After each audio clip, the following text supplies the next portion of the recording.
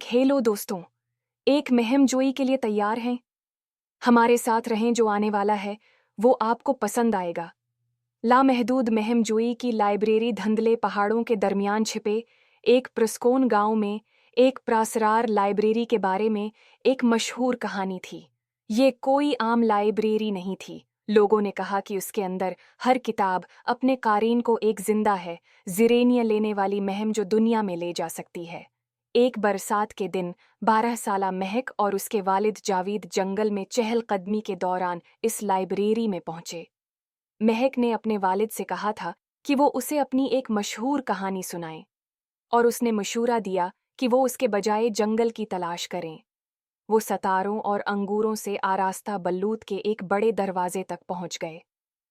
जैसे ही उन्होंने दरवाजा खोला, वो अंदर दाखिल हुए। हवा कागज और जादू की खुशबू से भर गई थी। किताबों से भरी शेल्फ छत तक फैली हुई हैं। हर एक का रंग और साइज मुख्तलिफ है। पहली मुहिम जोई महक ने एक सुनहरी किताब निकाली।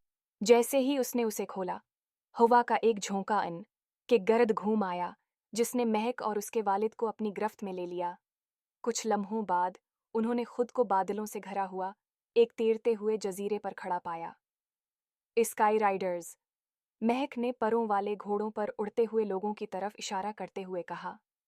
उन्होंने जल्द ही खुद को मलका के चोरी शुदा जादुई जीवर को बाजियाफत करने के एक दिलचस्प मिशन का हिस्सा पाया। बहादुरी और दानिशमंदी के साथ वो कामयाब हुए, और मलका ने उनकी मदद के लिए शुक्रगुजार होकर शुक्रिया की अलामत के तौर पर उन्हें एक चमकता हुआ तार है हवा पनिक दिया। जब वो लाइब्रेरी वापस आए तो पन अभी महक के हाथ में था। जावेद ने चमड़े से जड़ी एक किताब उठाई। जैसे ही उन्होंने पढ़ना शुरू किया, उनके आसपास का माहौल बदल गया, और वो एक चमकते हुए बाग में खड़े थे जहां पौधे सरगोशी कर रहे थे और गा रहे थे। उनके सामने एक चैलेंज पेश आया।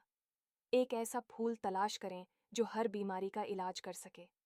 उनके सफर के दौरान चमकती हुई लोमड़ियों का एक खानदान उनका रहनुमा बन गया। आखिर में उन्हें फूल मिल गया और वो बाग से फतह के साथ वापस आए।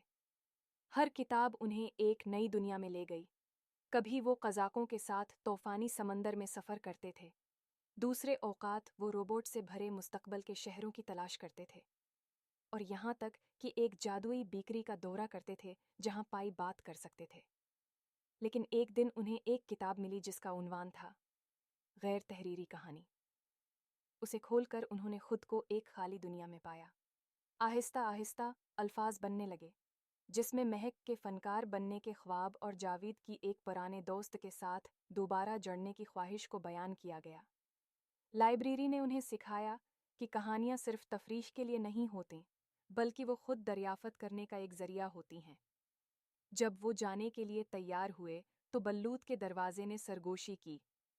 हर मुहिम जोई एक निशान छोड़ती है।